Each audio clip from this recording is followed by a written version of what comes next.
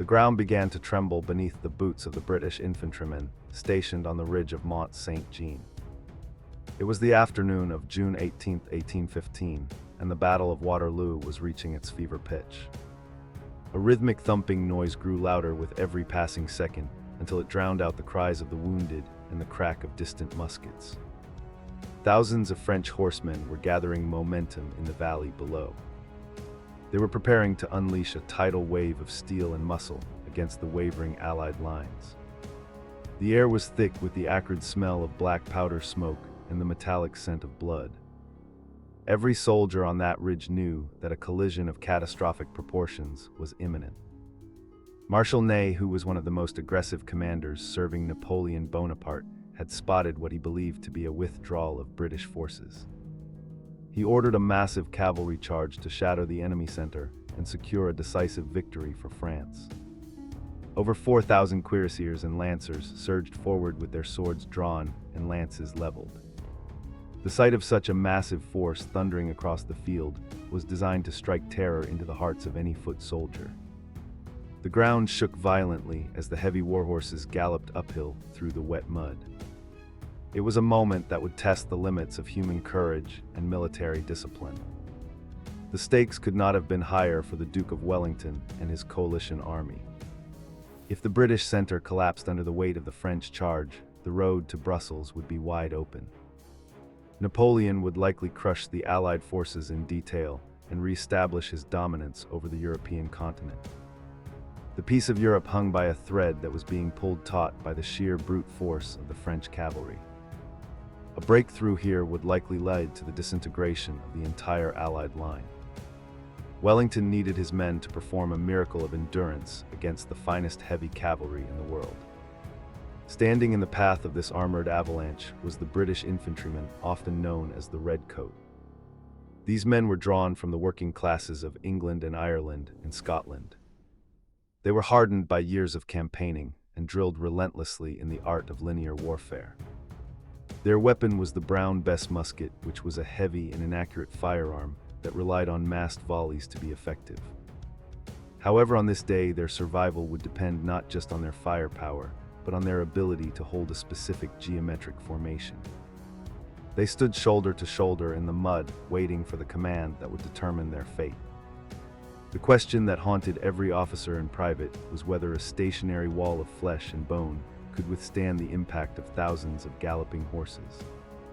The conventional wisdom of warfare suggested that infantry caught in the open by cavalry would be cut to pieces. A horse and rider moving at speed possessed enough kinetic energy to smash through ranks of men like bowling pins. The psychological terror alone was usually enough to make infantry break formation and run. Once the soldiers turned their backs, they became easy prey for the sabers and lances of the pursuers. How could they possibly survive this onslaught? The answer lay in a tactical formation known as the infantry square. This was a defensive maneuver where a battalion would shift from a line into a hollow box shape. The soldiers would form ranks 4 deep on all 4 sides facing outwards. The front rank would kneel and brace the butts of their muskets against the ground, with their bayonets pointing outward at an angle. The ranks behind them would stand ready to fire over the heads of the kneeling men. This created a hedgehog of steel spikes that no horse would willingly charge into. It was a formation that required absolute discipline and nerves of steel. As the French cavalry crested the ridge, they expected to find the British retreating in disorder. Instead, they were met with a checkerboard array of these impregnable red squares. The horsemen found themselves funneling into the gaps between the squares, where they were exposed to crossfire from multiple directions. The horses, which were intelligent animals, refused to impale themselves on the wall of bayonets. They swerved at the last moment or came to a sudden halt mere feet from the kneeling soldiers. The momentum of the charge was broken not by physical barriers, but by the disciplined wall of silence and steel presented by the infantry. Inside the square, the atmosphere was a hellish mix of noise and claustrophobia. The center of the formation was a sanctuary for the officers and the drummers and the wounded. It was the heart of the unit where the regimental colors were kept safe. The soldiers on the perimeter faced the terrifying sight of armored giants looming over them. They could see the whites of the horses' eyes and feel the heat radiating from their heaving flanks. Yet they held their ground. To flinch or step back was to invite death for everyone. The safety of the entire battalion depended on the unbroken cohesion of the outer wall. The French cavalrymen circled the squares in a frenzy of frustration. They slashed at the bayonets with their sabers and fired pistols into the mass of redcoats. Without their own infantry or artillery support to blast holes in the British formations, the horsemen were powerless to break them. They were like water flowing around rocks, unable to wash them away. The cuirassiers, who were clad in steel breastplates, were heavy and slow once their momentum was lost. They became sitting ducks for the British musketeers, who fired disciplined volleys into the swirling mass of men and horses. The discipline required to maintain the square under such pressure was the result of brutal training. British soldiers were drilled until the movements became muscle memory. The command to form square had to be executed in seconds regardless of the chaos on the battlefield. A single mistake or a moment of hesitation could leave a corner vulnerable.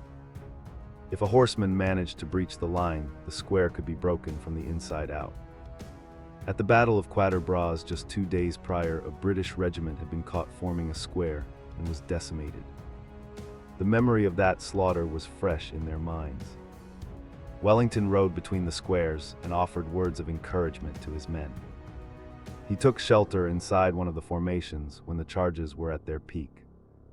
His presence bolstered the morale of the troops, who saw their commander sharing the same danger.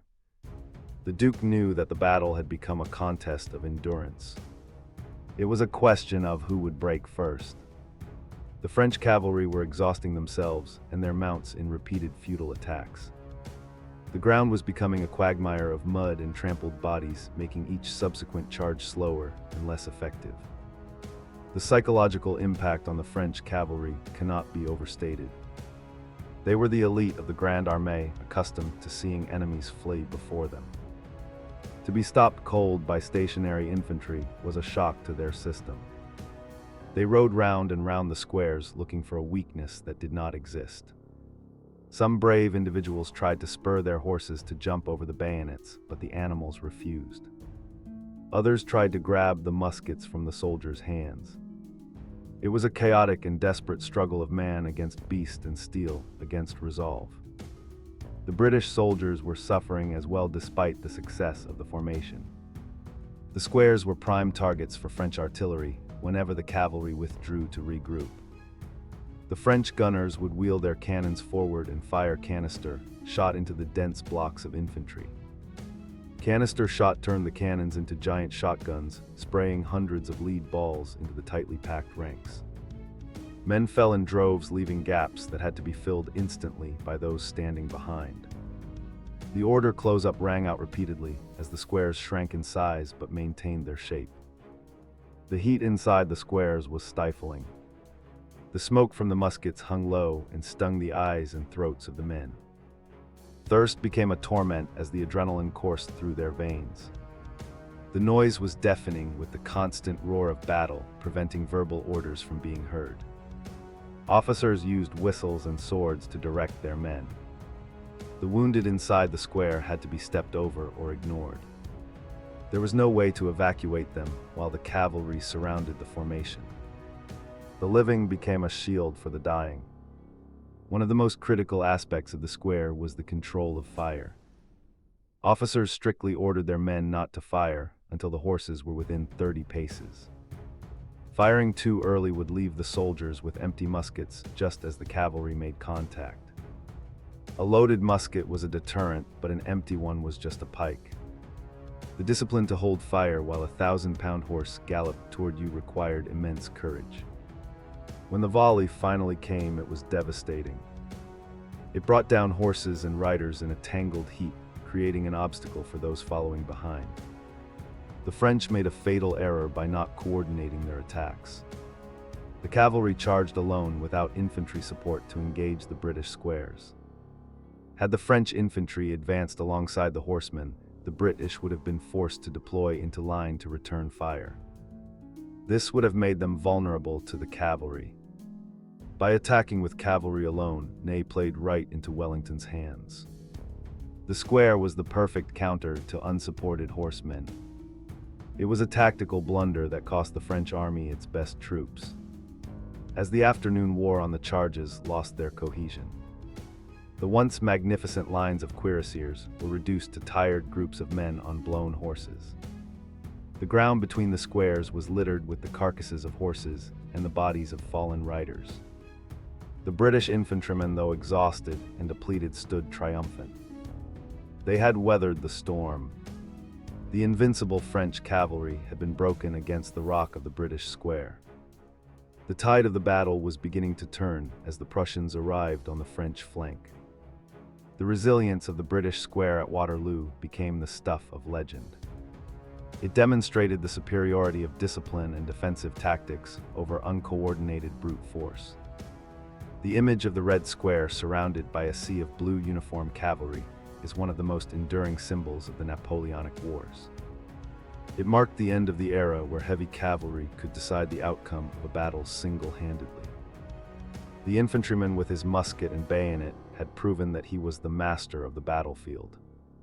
The success of the formation relied heavily on the specific qualities of the Brown Bess musket. While it lacked range and accuracy, its heavy caliber meant that it could stop a horse in its tracks. The bayonet attached to the end converted the firearm into a spear that was longer than a cavalry saber. This reach advantage was crucial. A cavalryman could not reach the infantryman without exposing his horse to the bayonet point. The combination of firearm and pike in a single weapon was the technological foundation of the square. There were moments of extreme peril where the squares were almost breached. In the confusion of battle smoke and noise, some orders were misunderstood. A few squares were formed too late or on uneven ground.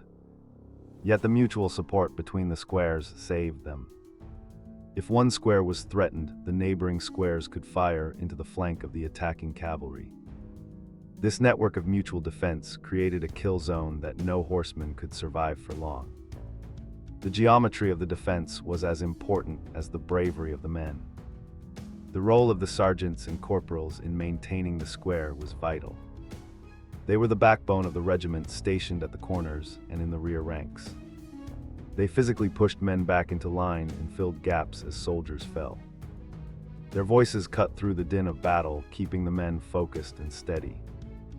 These non-commissioned officers ensured that the fear which gripped every man did not turn into panic.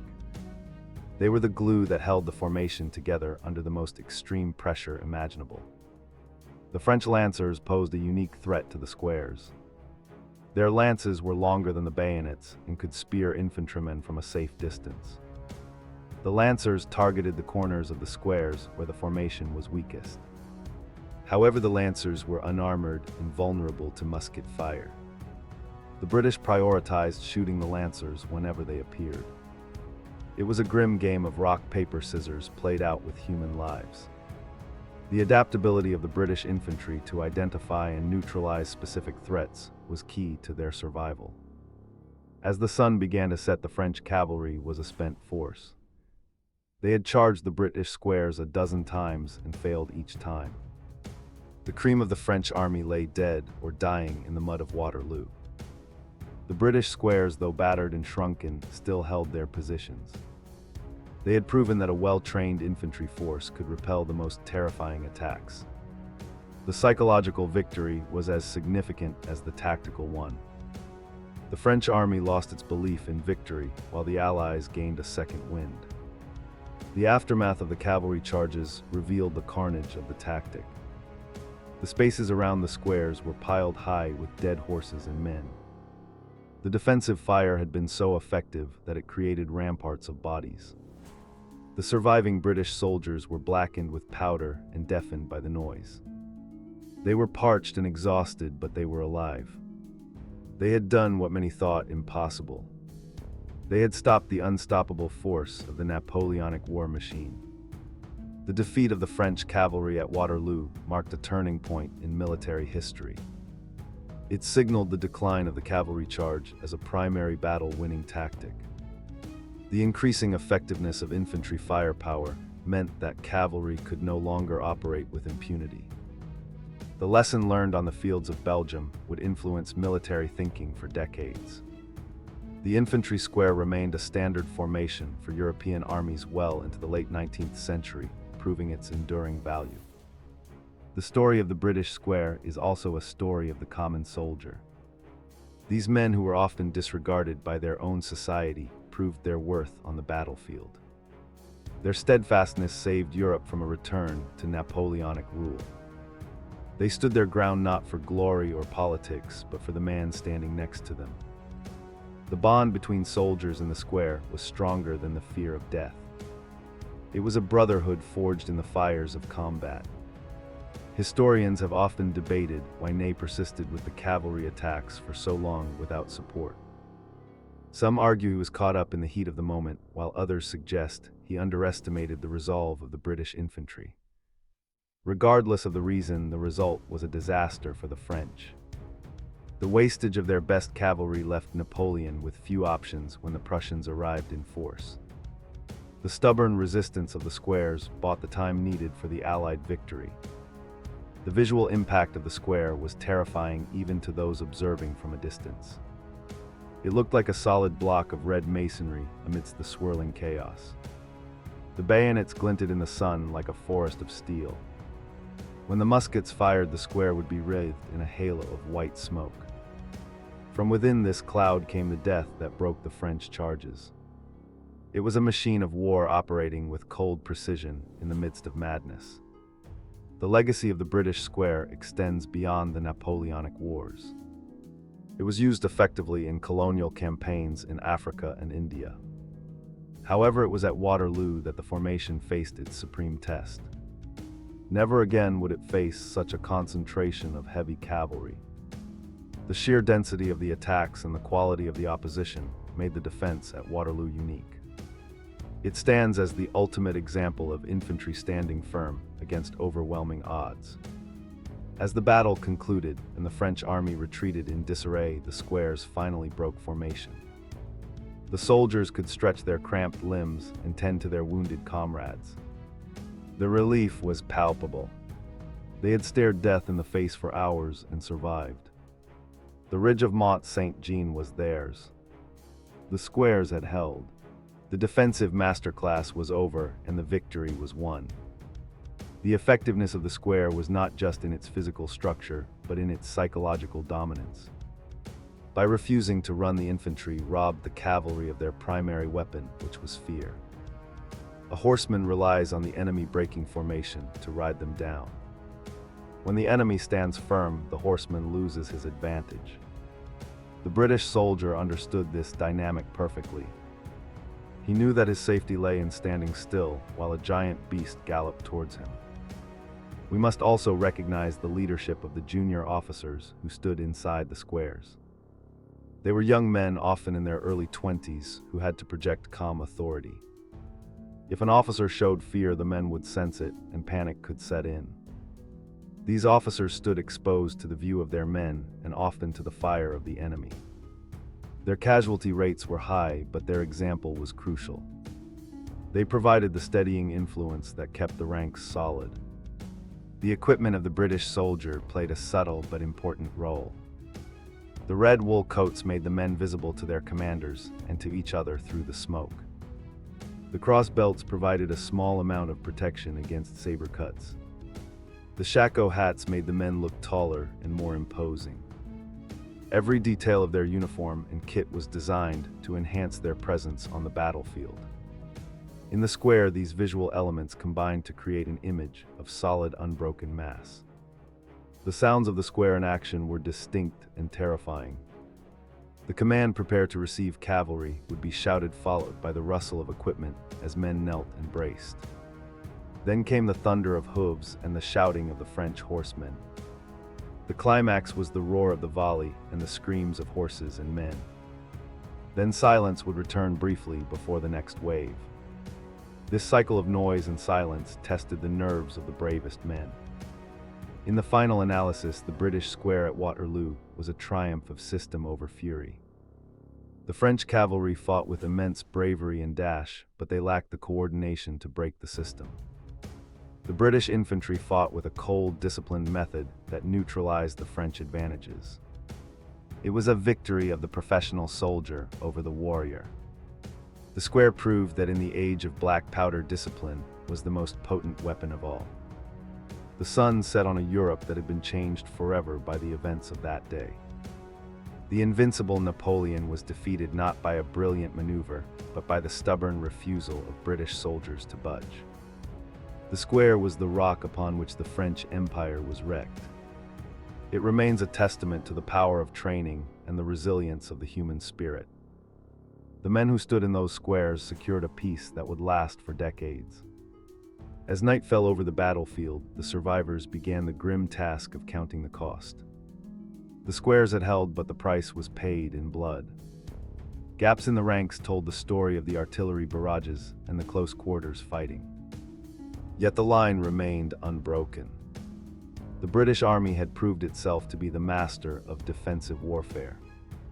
The legend of the unbreakable square was born on that bloody Sunday in Belgium. Today the site of the battle is peaceful green fields. The roar of the cannons and the screams of the horses are long gone. But the memory of what happened there persists. Monuments stand to honor the regiments that held the line. The story of the British Square is taught in military academies as a perfect example of tactical discipline. It serves as a reminder that even in the face of overwhelming terror, organized resistance can prevail. The British Square was more than just a formation. It was a symbol of national character. It represented a stoic refusal to yield and a reliance on collective strength. Each man in the square was a brick in a living wall. If one brick crumbled, another took its place. This unity of purpose was the true sacred weapon of the British Army. It was this spirit that repelled the charges and won the day. In closing, we look back at the British Square as a marvel of military history. It was a simple geometric solution to a deadly problem. It required no advanced technology, only the courage of ordinary men. The image of the Red Square standing firm amidst the chaos of Waterloo is a powerful reminder of the human capacity for endurance. It was the formation that saved an army and defined an era.